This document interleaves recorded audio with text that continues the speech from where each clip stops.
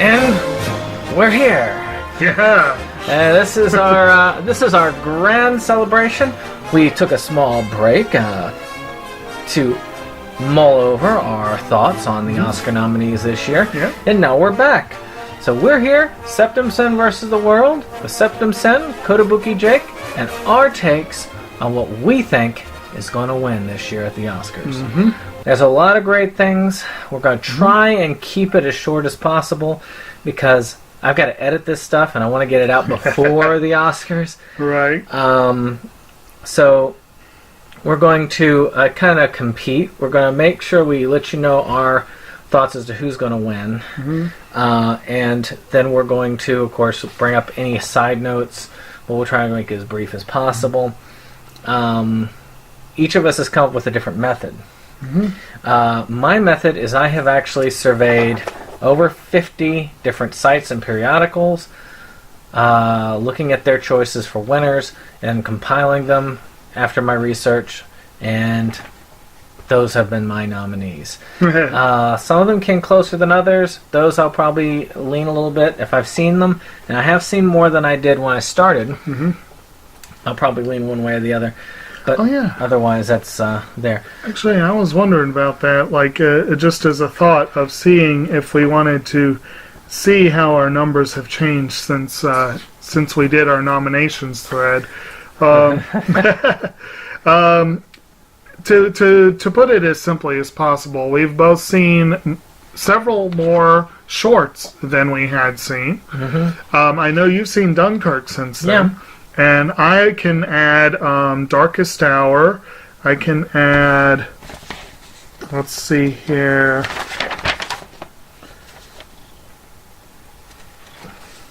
Cat. I could have sworn there were a couple of other big ones. So, But there are several coming up this week. yeah. But, and I think the Boss Baby was added since then. Yeah. Yeah, that's a big one. Now he's totally changed his mind. It's got to be the winner. Big one there, let me tell you. Big winner. But at any rate,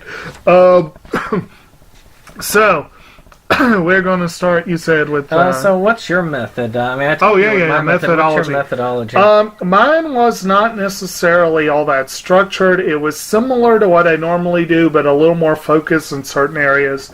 I pay a lot of attention to IMDb message threads and ANN, which doesn't do much for the Oscars, but does a little bit.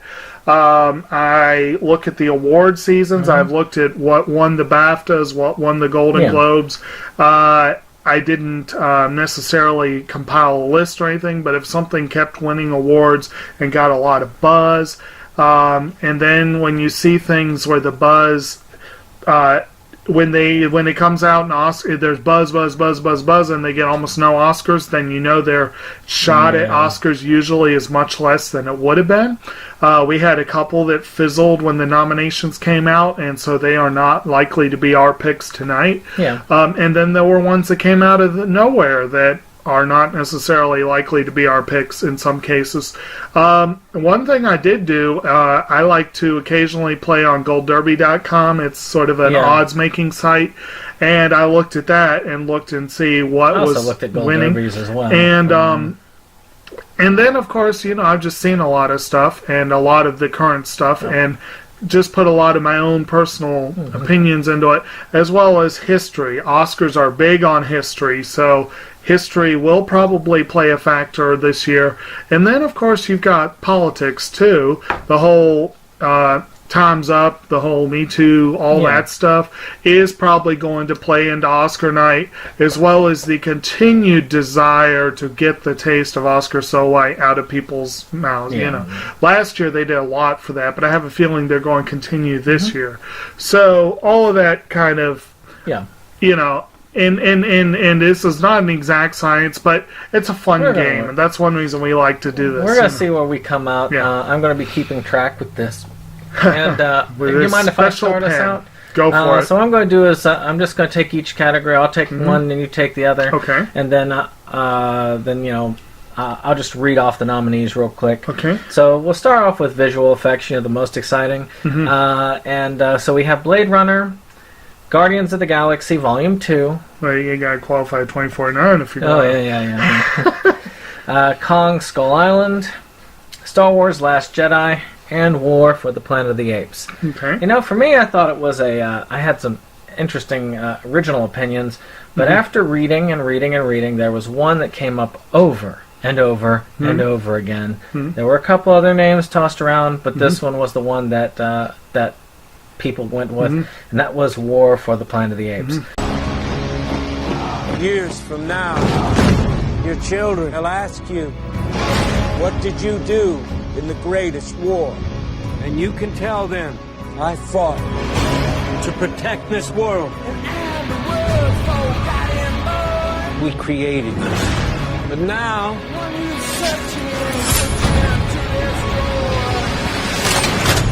we will bring an end to their kind. I've heard a lot of good things for this. I've unfortunately bought it on DVD, which seems like a bad idea now. Yeah. But still, those visual effects, they must be spectacular. And you see monkeys doing something other than what monkeys normally do, and I guess that's just that's the thing for the visuals right this year. I have to admit, this was a category that was hard for me to call.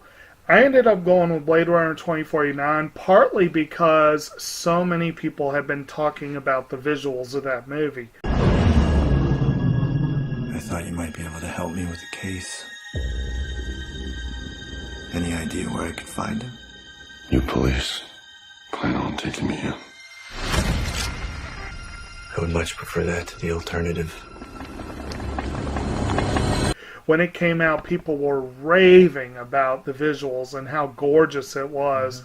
And I do think Blade Runner, they're going to want to give it something. And this is its most likely category, I think. I do have War for the Planet of the Apes as my also ran, as the very likely one. And I have Star Wars listed as a distant third. I think those are the ones in play, really. This is one of the ones I'm not very confident on my pick, but I'm going to go with Blade Runner. Yeah. Yeah. A lot of these were not easy to look Yeah. up because most people did not cover these sections. Right. I mean, I think I only found 10 articles out of the 50 that covered most of these extras. So, after you. Okay, so next up we have costume design. And this is another one where actually I was really had trouble picking for sure. And honestly, it was a hard call. I ended up going with Phantom Thread as the probable one just because I think it's going to win something. When I was a boy, I started to hide things in the linings of the garments. Things that only I knew were there. Secrets. Good morning. Will you have dinner with me? Yes. And this is its most likely category, I think.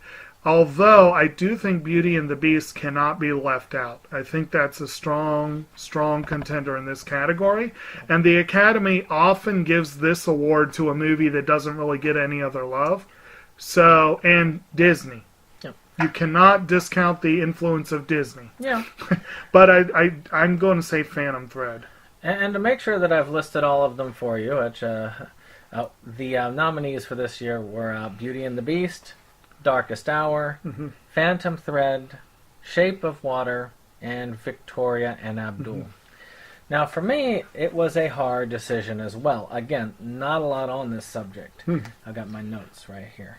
For me, the choice is Phantom Thread as well. That's the one that got the most buzz out of that. It got like 7 of them were there, but there were a smattering of them, believe it or not. Shape in the Water had a good run, and a couple votes for Darkest Hour. Well, Darkest Hour, the costuming was excellent. All the period detail was excellent in that film, and I will give them that. Shape of Water has the possibility of a sweep. That's what I've There been is reading, the is there's that possibility. Yes. Yeah, when you look at my total breakdown, it's going to end up being they're going to spread the wealth. but Shape of Water has the potential to completely buck that and not spread the wealth. So this next category only has 3. Because the Academy hates them. Makeup and hair. We've got Darkest Hour, Victoria and Abdul, and Wonder.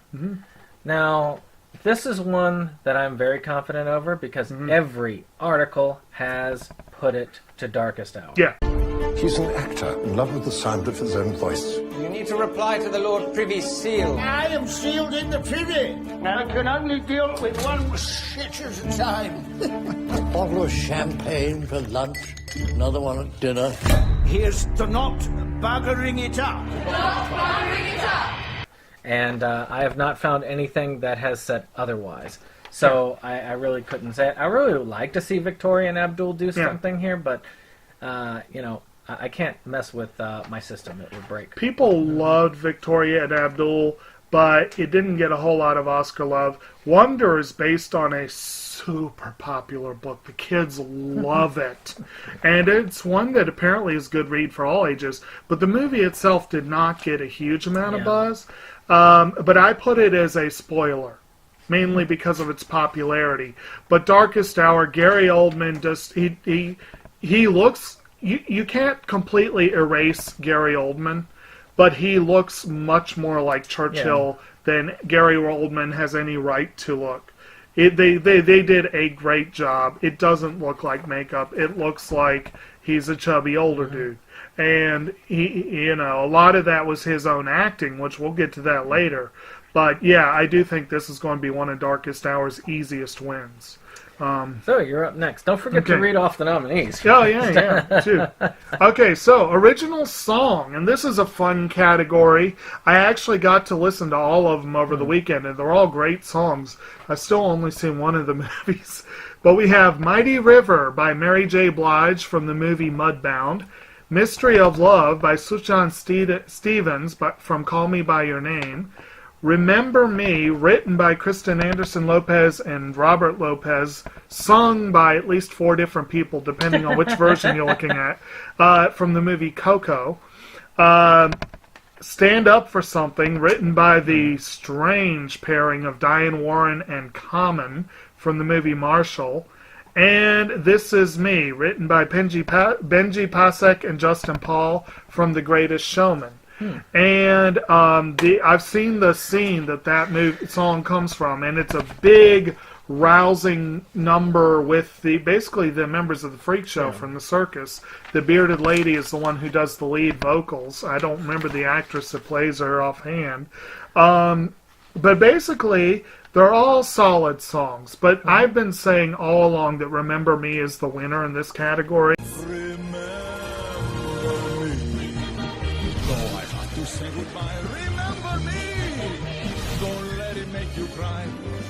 If I'm far away, I hold you in my heart. I sing a secret song to you each night we are apart. Remember me, though I have to travel far. Remember me. It's a great song. It is integral to the plot of Coco. There is a wonderful standalone radio single in addition to the ones from the movie. It's just a nice song. I do think This Is Me and Mystery of Love are possible spoilers. And the one from Marshall doesn't have a snowball's chance in hell. Yeah. Well, as with what Jacob had said, Remember Me was the one that most people were mentioning. Though, if any one of them comes up from behind to grab it, This Is Me is going to do it. Yeah. I've heard a lot of murmuring about this. I think if Greatest Showman wins anything, they may give it to it as a token nod. But I think Coco will get it just because Disney. But again, Disney is not overly powerful, but they seem to rule in these song categories. Yeah. So, original score. We have Dunkirk, The Phantom Fred. The Phantom Fred. Yes. Brand new Oscar movie no one's heard of yet. It's the new Fred movie. Alright. It automatically loses if it's the new Fred movie. Shape of Water, Star Wars, The Last Jedi, and 3 Billboards Outside Ebbing, Missouri.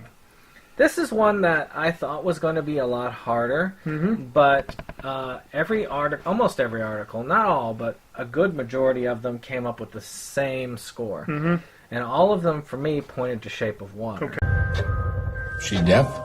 Mute, sir. She can hear you. You clean that lab, you get out. This may very well be the most sensitive asset ever to be housed in this facility. You may think that thing looks human. Stands on two legs, right? But we're created in the Lord's image. You don't think that's what the Lord looks like, do you? Which, I guess must have a good score. Never Did seen you it, did you play any of them? I have Well, not. you've seen Dunkirk, so you know that score. It's got a good score. Yeah. And you know the Star Wars score. Yeah. Well, Yeah. that's just the same thing over and over again. And okay, 2 words on this first of all. 1, John Williams does not need another Star Wars nomination. It's not an original score. The Star Wars score is great. Yeah. But it is no longer original. And it is BS that he robbed Coco. Michael Giacchino's score was phenomenal, and the score from Mary and the Witch's Flower was just as good. And what he is doing here, I don't know. But that having been said, Dunkirk's score is great. I'm not as big a Hans Zimmer fan as the Academy is, but it's a good score. Johnny Greenwood did a fine job with Phantom Thread. I loved Carter Burwell's work on 3 Billboards, and I love Alexander Desplat's work on Shape of Water. It's creepy and eerie and beautiful, and it's perfect for a Guillermo del Toro film. And I have to agree, based on everything I've read, Shape of Water is likely to win. But I consider Phantom Thread and 3 Billboards possible spoilers, especially if 3 Billboards pulls off the sweep, which it could do. It could do, yeah. So those are possible spoilers, but I'm going to go with Shape of Water too. Not Star Wars? Hell no. This is your turn. Okay. Anyway, production design. Oh, you gave me both of the Beauty and the Beast ones. Okay. So we have Beauty and the Beast, Blade Runner 2049, Darkest Hour, Dunkirk, Shape of Water. I have to admit, this was one that is kind of hard to call. Both Beauty and the Beast, Darkest Hour, and Dunkirk, I can vouch for all of them. Really solid production design. Although Dunkirk, more than half of it is filmed on a beach, so how much of that is really production design? But they like the period boats and stuff, makes sense. But Darkest Hour, and Beauty and the Beast, they did a wonderful job recreating the movie, the look of the movie. But honestly, it's the 2 I haven't seen that I think are dominating this category.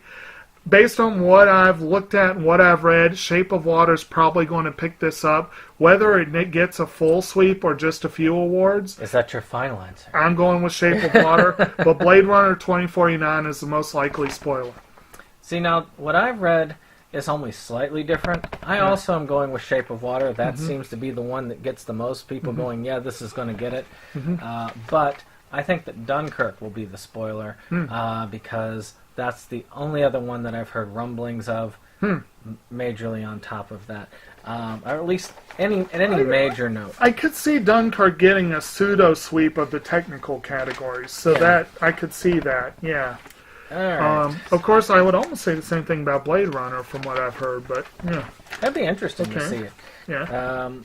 Sound mixing. Okay, so we're each doing a sound one, huh? Yep, Is that you first? And I gotta double check where my sound mixing is. Because it's all over the board from my thing. Okay, sound mixing. This is one I wasn't as confident over. Huh. We got Baby Driver, Blade Runner 2049, Dunkirk, The Shape of Water, Star Wars, The Last Jedi. So for me, oddly enough, the only one I didn't hear anything about in this category was Star Wars, oddly enough. Huh, that is weird. The one I heard just barely this is one of the ones I'm the least confident of. I heard barely any of it, but I heard a little bit more than the rest, and that is Dunkirk, which is why I'm going.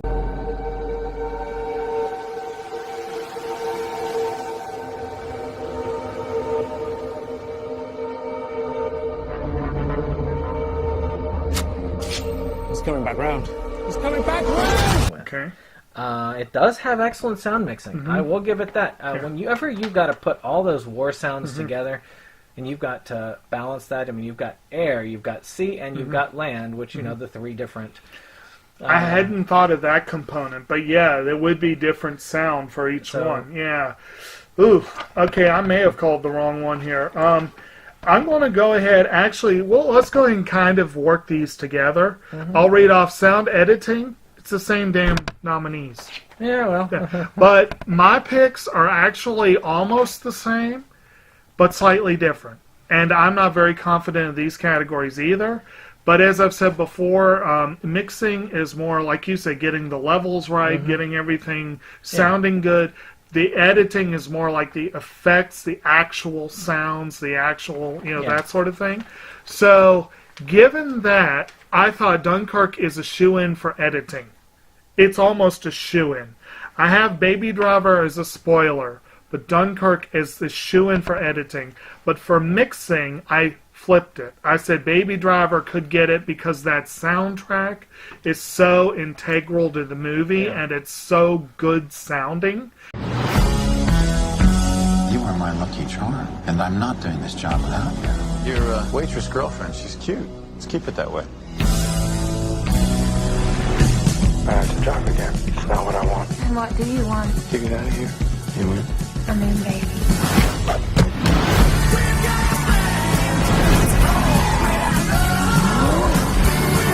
But Dunkirk is a very close second. And I may lose that one. But or we could have another split like we did a few years ago. And then in both of them, I had Blade Runner as the spoiler. See, to me, what I've read has been very weird. It's been very split. And again, it's one of those that's a really hard one for editing. I'm actually also going to be going with Dunkirk, though this one's a very uneasy one for me. Now, for me, the spoiler is very different, because for me, the other one that I was able to get any wind of was Shape of Water. Which, again, a possible sweep. Which is a possible one. And so I probably could be wrong on it. I just feel like I'm just going to lean on that for those two sound awards and hope for the best. Not many of these are not hope for the best. Many of these are I'm more certain about. But when you get to these categories, there's only so much certainty you can have. And I will admit, a little bit of me, a little part of me, a little part of my vote is wishful thinking.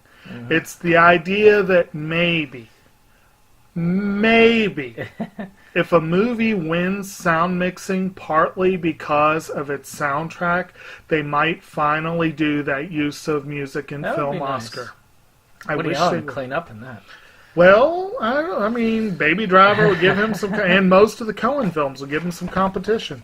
Anyway, so I guess editing. technically that was me, so I guess it's back to you. So we have Baby Driver. Yes. Dunkirk. I, Tonya, making its first appearance here. The Shape of Water. And 3 Billboards Outside Ebbing, Missouri. Well, this one was not so split for me. This one, I read a lot about Dunkirk. And a lot more about Dunkirk. Dunkirk is guaranteed. It's a lock. I mean, what you were saying before about the land, sea, and air.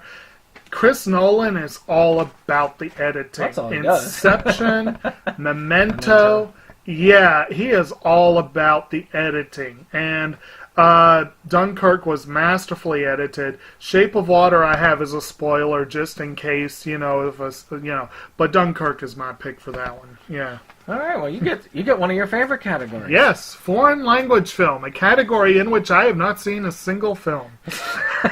Actually, I've seen several that are not nominated. For foreign language, we have A Fantastic Woman from Chile, The Insult from Lebanon, Loveless from Russia, On Body and Soul from Hungary, and the Square from Sweden. And I will maintain that this whole category is an insult to foreign language features everywhere.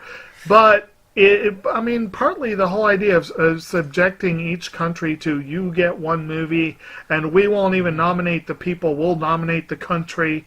It's just, the whole thing is stupid. So going for the insult? But, no, I was tempted for that reason. Honestly, there were 3 foreign language films everyone was talking about from summer on. One of them did not even get a nomination. Of the others, The Square got a lot of buzz, but I think it's the Also Ran. I think A Fantastic Woman is almost a lock for this one.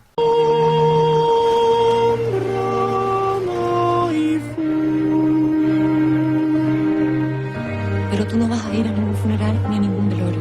¿Entiendes?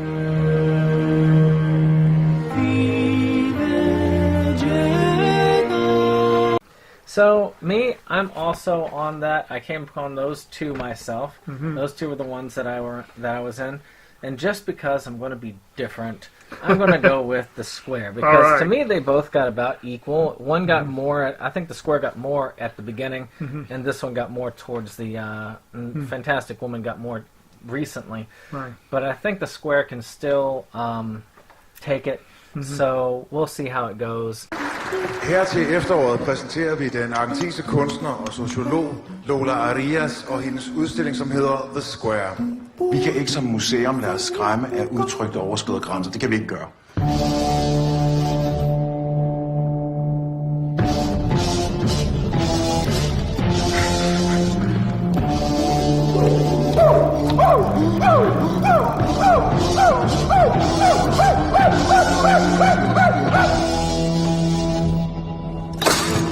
You know, it's how about a nice vacation in Sweden this year? Okay. So, you start the shorts. Best live action short film, which I have not seen any of. The Call of Elementary by Reed Van Dyke. The 11 O'Clock by Darren Ciel and Josh Lawson. My Nephew Emmett, Kevin Wilson Jr. The Silent Child, Chris Overton and Rachel Shenton. Watu Wote, All of Us, Katja Benrath, and Tobias Rosen. So, this is one that I had 2, and there's not a lot of talk about these. I have a hard time finding a lot of places that covered short films. There were only like 4 or 5 that covered the short films. And usually they were the animated features. Probably because people could see those. Yeah. So, the 2 that stuck out, I'm going with the 11 O'Clock because that's the one that I heard the most about, Really? which is not much. Anything else? Yes, it says he thinks he's a psychiatrist. So that's the problem with trying to work that out, isn't it? Because I don't... Can I help you? And the one that I think is the spoiler in that is My Nephew Emmett. Okay. That's the other one that I actually... That kind of amuses me. We finally totally differ. Because of all of them, I had picked the 11 O'Clock as the one that didn't have a chance. Oh, well. Honestly, the live-action shorts, there's not a single one on YouTube. There's very little way to watch short films otherwise. Yeah. I watched all the trailers, and I did read what very little I could about them. And I came away with the impression that the one that is very likely to win is DeKalb Elementary. Can I make a phone call? Yeah.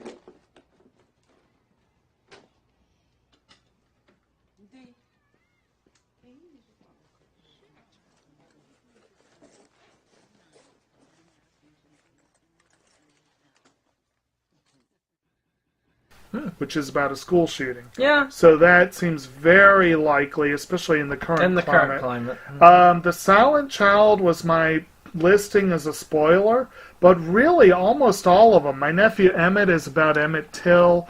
Watawote is one I've heard a lot about, but I really do think it'll be DeKalb Elementary. Now, with the documentary shorts, I did get to watch 3 of them, because they had 3 on YouTube. Me too. And I watched the other 2 trailers. And this is one where I went a little bit on what I'd seen, but more on what I suspect. And the nominees are Edith and Eddie by Laura Checkaway and Thomas Lee Wright. Heaven is a Traffic Jam on the 405 by Frank Stifel, which wins the award for Awesomest Movie Title of the Year. Heroine, with the E in, by Elaine McMillian Sheldon and Karen Sheldon. Knife Skills by Thomas Lennon, and no, not the Thomas Lennon from Reno 911. And Traffic Stop, Kate Davis and David Heilbronner. Yeah. Now, of these, I got to watch Edith and Eddie, Heaven is a Traffic Jam, and Knife Skills. And I loved Knife Skills. I thought I was impressed by all 3. But I don't think Knife Skills has a shot at winning. I think that the most likely one is the one I have not seen. I think Heroine is the most likely one. It's sad when you can drive around the city and say, oh, somebody died there, somebody died there. Right. You were doing so good. I lost my job and shit. I couldn't help it. It's the only place I could turn to. I can't tolerate you lying to your probation officer. This is our community. We will not be defined by this problem. I think Edith and Eddie is the most likely spoiler, although I've got Heaven as a Traffic Jam as a potential spoiler. But, Heroine's my first pick. See, now, for me, though I agree, I think Heroine is going to be the spoiler. Well, actually, that's my thought. And I actually believe Edith and Eddie, because that's the only one I got a lot of buzz around. Beautiful. Beautiful place. It was love at first sight. Newlyweds, Eddie and Edith.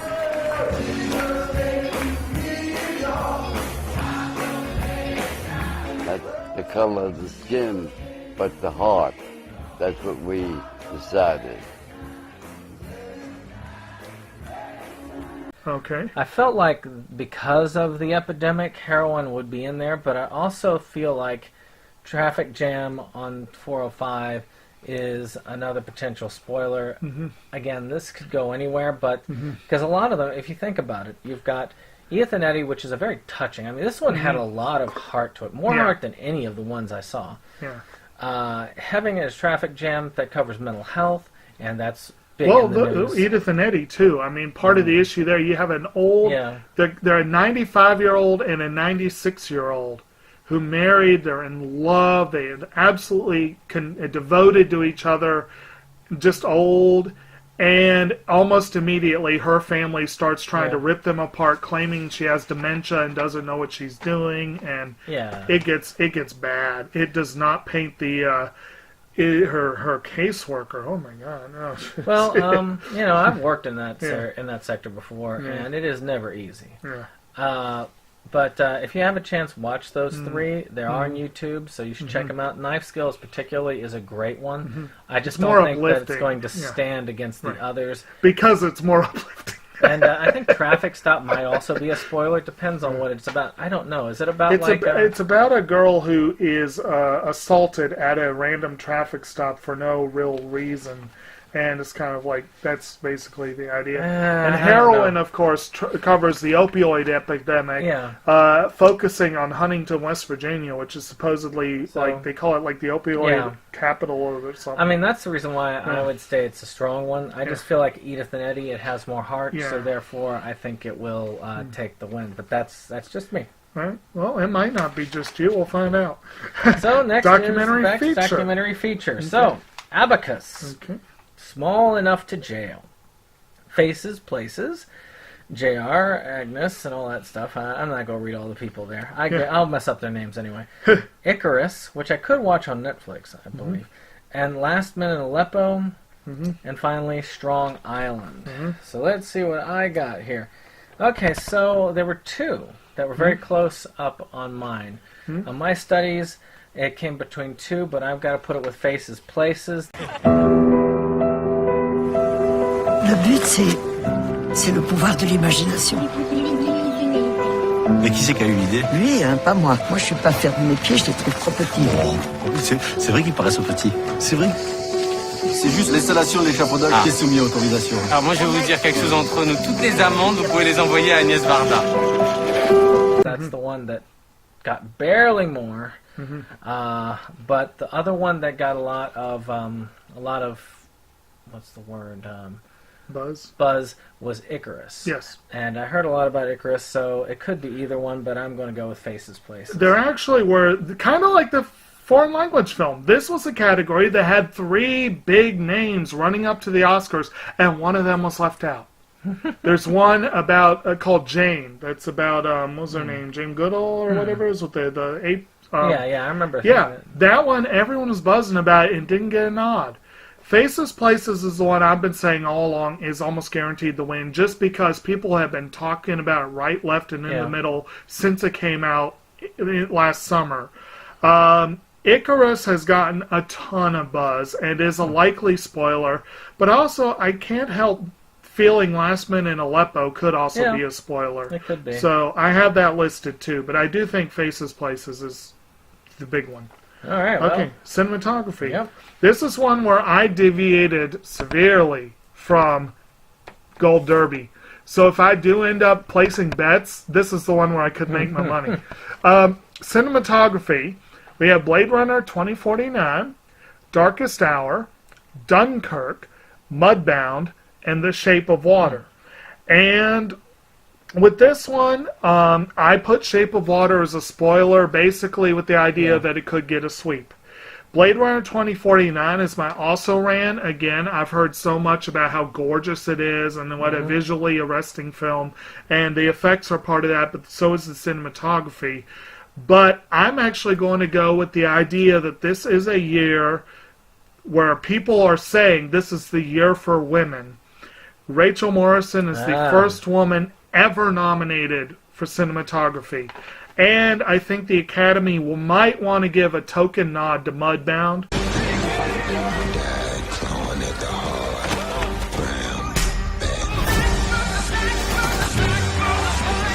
That would never be dead. So I'm calling Mudbound for this category. Every rumbling I've heard about Mudbound is people clamoring for it to win the bigger races that was nominated for, but I just don't think it's got a chance at it. Me, I'm going to go with Blade Runner 2049. That's the one I've heard, again, out of my scientific study. And also, Roger Deakins is overdue. I believe Bruno Debanel, too. So, yeah. And Darkest Hour was a gorgeous film, too. So, yeah, I could give Bruno Debanel that. But, and Dunkirk was gorgeous. Really, all of these... I did read them off, right? Yeah, I did. Yep, you got them. Yeah, but that's... I'm going out on a limb on that one, but we'll see. Now we're getting to the biggies. Yes. Original screenplay, The Big Sick, which we talked about in our pickup video. Watch our pickup video. Yes. Shameless Get Out. Lady Bird. The Shape of Water, and 3 Billboards Outside Ebbing, Missouri. Now, I do not believe that Get Out is going to get a lot of praise this year, unfortunately. It deserves more, but I believe if it wins any award this year, it will win here. License, please. He wasn't driving. I didn't ask who was driving. I asked to see his ID. Call me Dean and you're hungry, my man. So how long has this been going on, this thing? We hired Georgina and Walter to help care for my parents. When they died, I couldn't bear to let them go. This is my choosing. Get Out. I've heard lots of people saying that this is going to be their big thing. Otherwise, I mean, the other ones like Lady Bird, that would get one for the if you were talking about the Me Too type movement.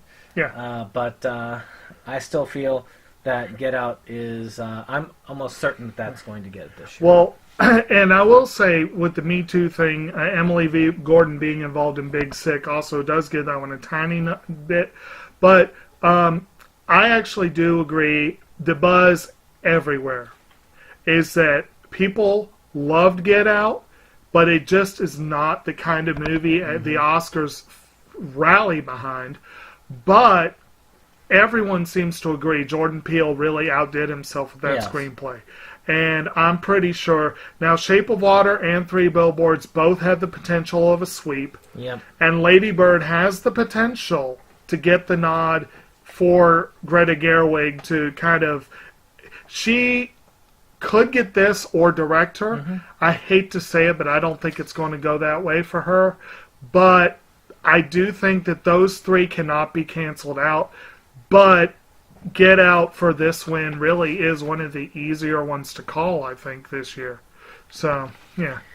So for adapted screenplay, yeah. And this is weird. Okay, this is weird. Okay, the original screenplay, 4 of the nominees are Best Picture nominees. I know which one that adapted you would like to screenplay. win. Or I would like to win. Adapted screenplay, 2 of them, right? Mudbound's up, right? Yeah, adapted screenplay. Yeah. But no, for the big no, it's not. Okay, I'm remembering that right. Okay.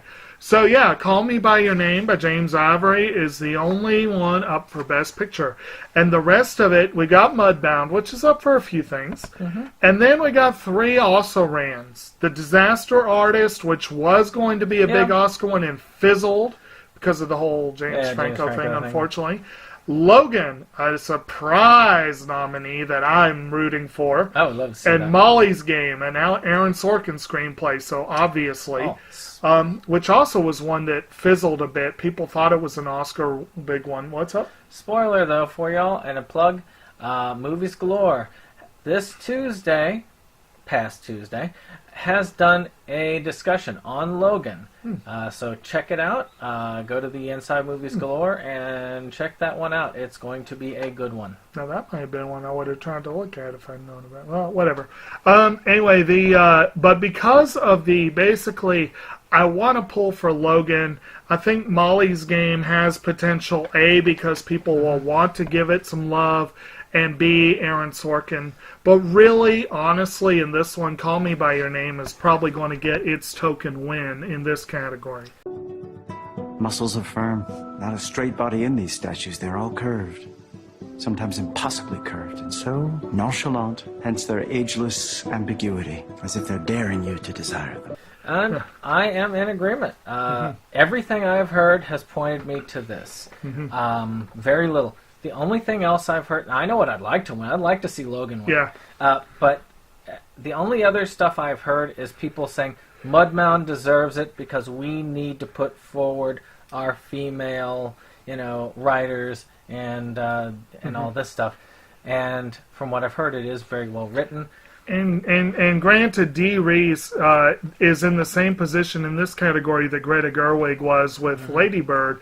They both are nominated for writing the movie that they directed, and a lot of people felt that Dee Reese was left out as in the directing category. So, but yeah, I still think Call Me By Your Name is much more likely, but Mudbound could be a spoiler. I'd put Molly's Game as the spoiler, but Mudbound could be.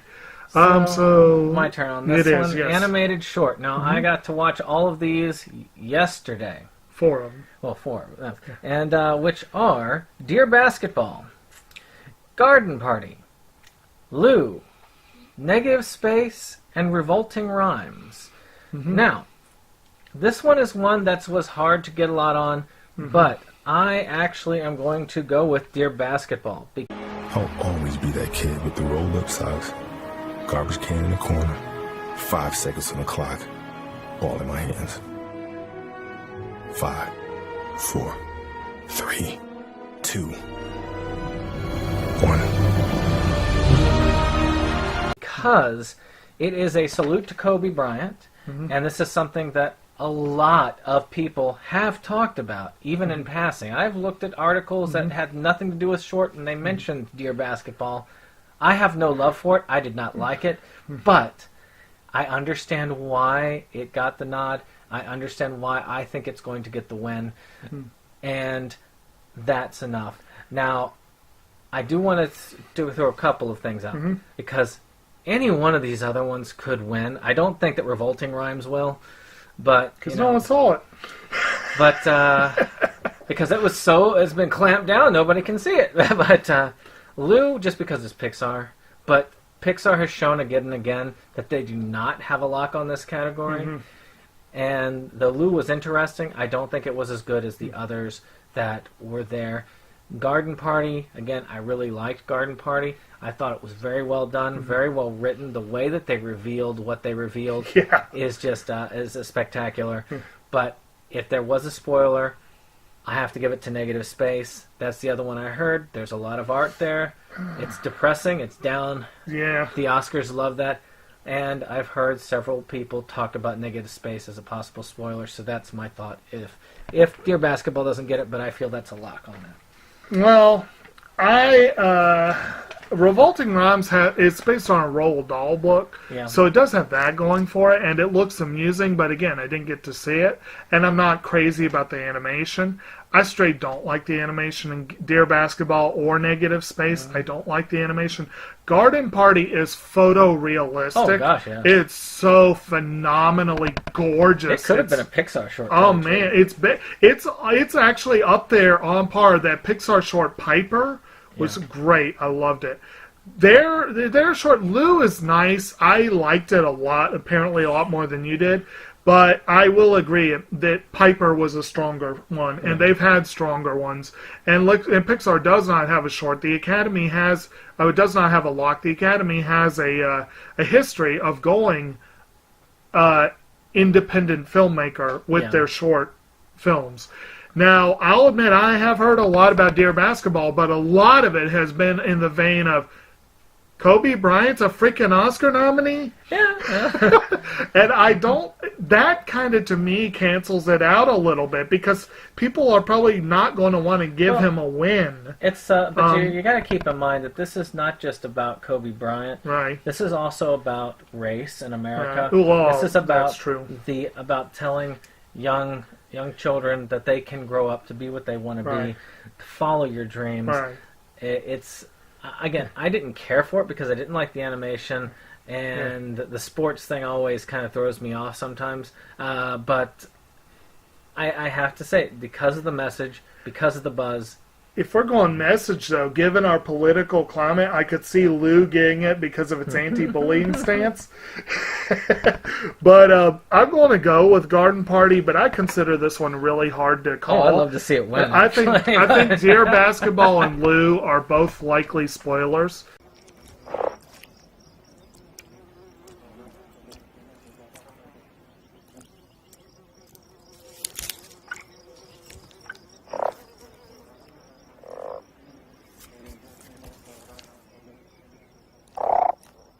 So it could go to any one of the three. Okay. Yeah.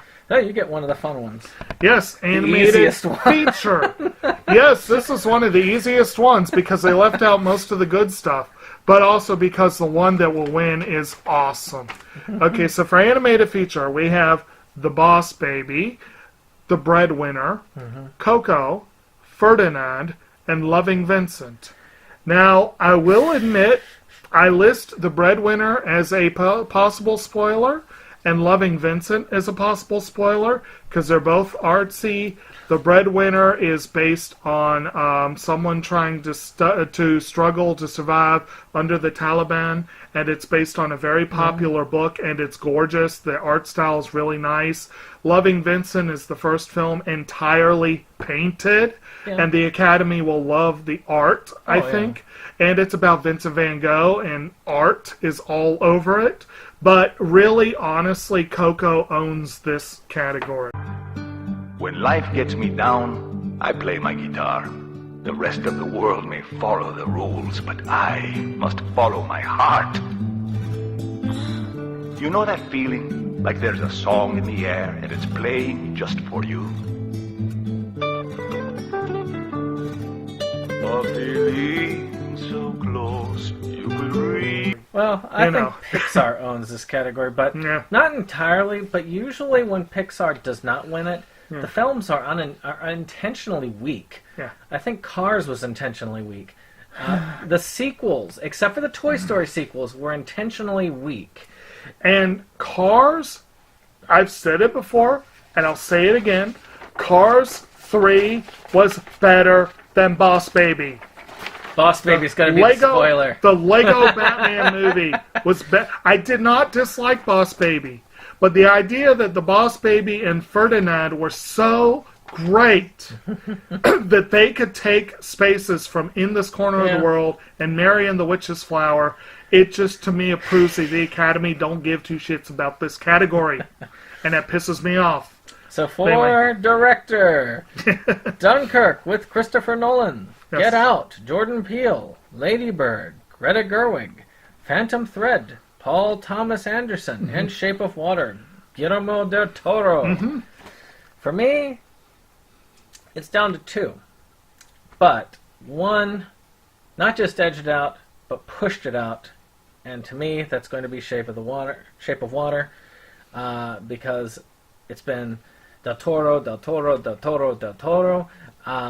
But if I was to pick a spoiler from what I've read, it would be Greta Gerwig. That will really show which is stronger. The Oscars wanting to finally award Shape of Water, actually Del Toro, for what he's been doing all these years, or wanting to go along with the Me Too movement for two really good films that I've never seen, but I know that they're good. Or at least I think that they are. I honestly, I pretty much have to agree. Guillermo del Toro is probably going to win this one. I want to see Greta Gerwig win, if only because I'm convinced that if she doesn't win here, Lady Bird will not win a single award. And I don't want to see Lady Bird shut out because it's awesome, and I loved it, and it's my second favorite film of the year. And Greta Gerwig did such a phenomenal job writing and directing the film. It's not just the Me Too movement. She just kicked ass. And for her to be the second woman to ever win this category, she's already, I think, the fifth one nominated. For her to be the second to win would be great. But I do love Del Toro. And he's overdue for an Oscar. And the Oscars know it, and Christopher Nolan's overdue for an Oscar. And I love what Jordan Peele did with Get Out. Really, P.T. Anderson's the only one that doesn't really deserve to be here this year. Even without seeing Phantom Thread, he could have made room for someone else. But I'm going to have to go with Shape of Water, but it's really a tough call. It really is. So, supporting actress. Okay. And this is the other one where there's a chance for Lady Bird, but I hate to say it, I did not call it there. Supporting actress, we have Mary J. Blige for Mudbound, Allison Janney for I, Tonya, Leslie Manville for Phantom Thread, Laurie Metcalf for Lady Bird, and Octavia Spencer for The Shape of Water. Now, people love Octavia Spencer. The Academy likes her. And Shape of Water could pick that up with a sweep. But this really is a 1-2 punch race between Allison Janney and Laurie Metcalf. They are the two that everyone's been talking about for months. They are the ones that everyone has been talking about. And for a while there, they were neck and neck. But everything I've heard has led me to believe that at this point, Janney's guaranteed to win. I was the best figure skater in the world at one point in time.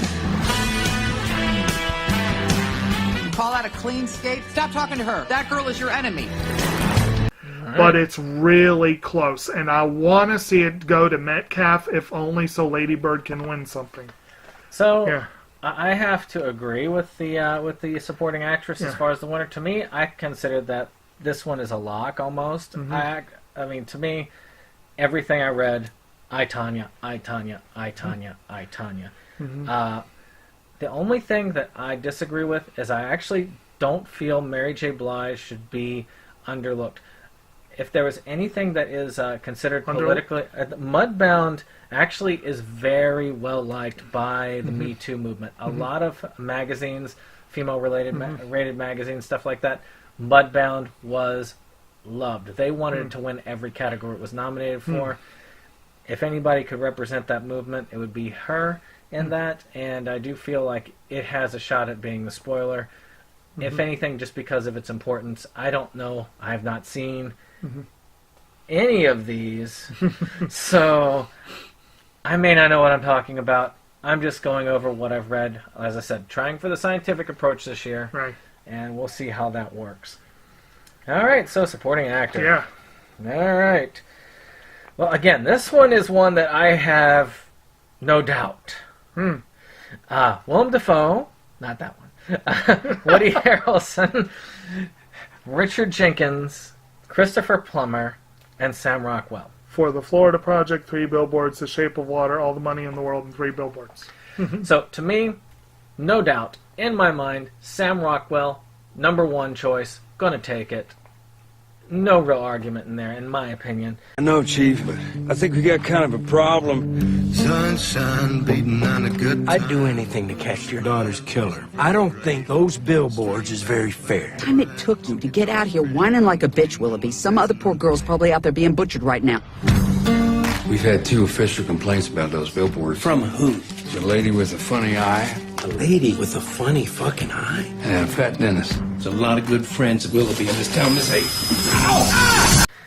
Maybe, and I say this is a little bit, maybe Richard Jenkins, but I really don't think so. It's going to go to Sam Rockwell. I can almost tell you with a certainty of that.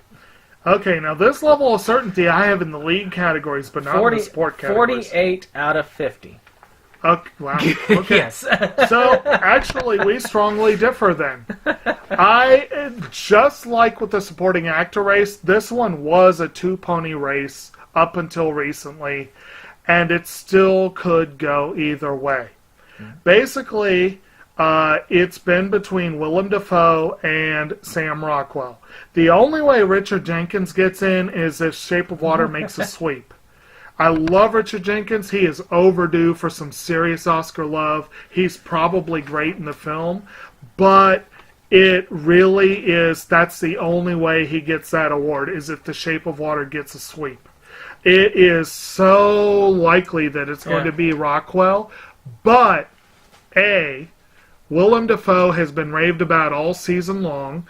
B, this is the only chance a Florida Project has. And C, the people who love the Florida Project love the Florida Project. People have been raving about this film. These are the rooms we're not supposed to go in. But let's go anyway. Could you give us some change, please? The doctor said we have asthma and we gotta eat ice cream right away. Here you go. And they've been raving about Willem Dafoe in the film. So I feel like he has his band of salt loyal. Be your choice? Well, there's also 2 other factors. One, Willem Dafoe has Oscar history and Sam Rockwell doesn't. He's overdue for it, but he doesn't. And Woody Harrelson may split the vote for 3 billboards. Harrelson is the also ran there, but he may split the vote. I think I read this as it's either the first time in this category or it's the first time in any acting category since Bugsy that there have been 2 nominees. Yeah. And it's because it splits the vote. The Academy tries to avoid this. So I'm going to go with Dafoe, but I know I'm going out on a limb there, and Rockwell is my definite second pick. All right, you're up for lead actress. Okay, now for the leads, it's much more clear-cut.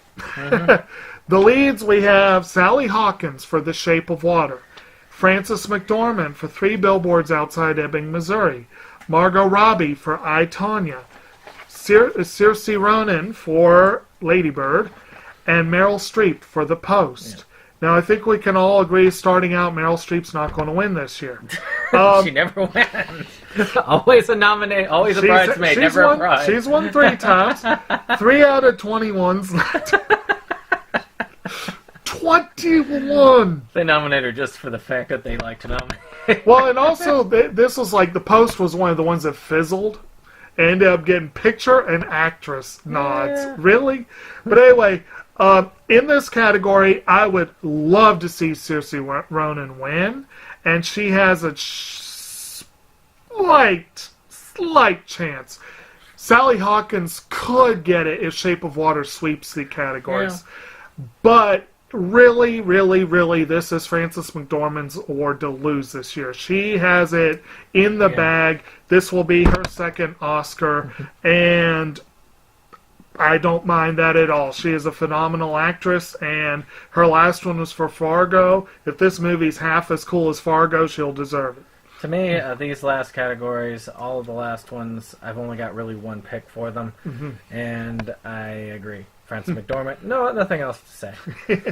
Lead actor, Timothy Chalamet for Call Me By Your Name, Daniel Day-Lewis, Phantom Thread, Daniel Kaluuya for Get Out, Gary Oldman, Darkest Hour, and Denzel Washington for Roman J. Israel Esquire. His only nomination, the film's only nomination this year. The Academy is trying to make him the Meryl Streep of black people. Though Daniel Day-Lewis has a shot, though it's a very far shot because it is his swan song, supposed swan song, I have to go with Gary Oldman.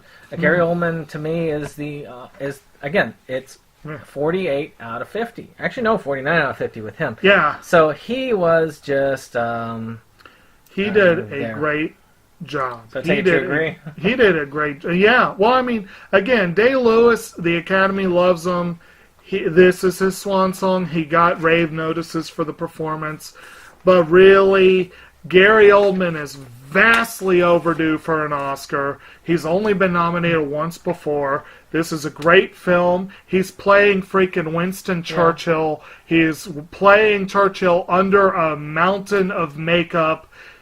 Yeah, he's got this in a lot. I'm hoping to see it this week, actually. Yeah. Because it does come out tomorrow. Yeah. Hoping to get it tomorrow. Hoping to watch it. Good and deal. Billboards as well. Good deal. Oh, you got the big one. Yeah. Best Picture. We have 9. Why does the Academy do this? 9! They've gone to 10, and they get 9 every single year. It's like they want us to think, hey, what should have had that 10th spot? Okay, so we got Call Me By Your Name, Darkest Hour, Dunkirk, Get Out, Lady Bird, Phantom Thread, The Post, The Shape of Water, 3 Billboards Outside Ebbing, Missouri. Now, I want to say that Lady Bird is a strong contender here. I kind of want to say Get Out is a strong contender here, but really it's a 2-horse race between 3 Billboards Outside Ebbing, Missouri and The Shape of Water. And it could go either way, but I think it's most likely going to be 3 Billboards. You see, I'm on the opposite end, believe it or not. I think it's going to be the witchcraft movies. Oh, man. At 11th hour in submission, along with Phantom Thread. But actually, I believe on the opposite end of that spectrum. Or what was it, Bikini Women and the... Bikini Women and the Avocado Jungle of Death. Actually, it is my belief from what I've read, and 3 Billboards is a big one on that. But to me... Shape of Water edged it out by about 10 votes, and so I have to go with Shape of Water. I was surprised at it. I didn't think when it came out it was going to be that well liked, and that will be it really for our Oscar thing. What we are going to do, though, is I want you to stick around next week, because we're going to do an analysis of the winners, and we're going to do an analysis of the Razzie winners. Also, just as important, same night. Oh yeah, we're going to get those, and we're going to just go over them, and we're going to just compare our notes, see what we got right, see what we got wrong, see which one of us came out on top with our methods. Now, I will say this: I don't know if you've been keeping count. You probably haven't, but if you do, what we have picked. If you look at mine, they will be spreading the wealth. I have a feeling yours is going to be much heavier for Shape of Water. But yeah, I think I have Shape of Water with 3 wins. I've got Dunkirk with 2, 3 Billboards with 2, Coco with 2, Darkest Hour with 2, and I think all the others with 1. We're totally agreed on 15 of these. Yeah, cool. So, we will see how it comes out, though. Yeah. And I actually am pretty confident this year. I've done research, and this is the first time I've done that. Last year I had about the same amount of knowledge going into it, except I've read nothing. So I just went on feeling. And this time I'm going off of what I've read and not what I've seen. So we'll see how it goes. Yeah. All right. Well, let us know in the comments what your Oscar picks are. What do you feel is going to win? Do you feel that Mudbound is going to clear up every award, like some magazines I've read have said it will do? Do you believe that The Post is going to show up out of nowhere and elevate us into a new being? Steven Spielberg and Tom Hanks are going to win through right in. Or do you think Witchcraft is going to take the gold and win Best Picture? Or people will get their Razzie and Oscar ballots mixed up, and Daddy's Home 2 is going to win a couple awards. I think Animated Picture is going to Boss Baby. Oh, hell no. All right. We will see you next week.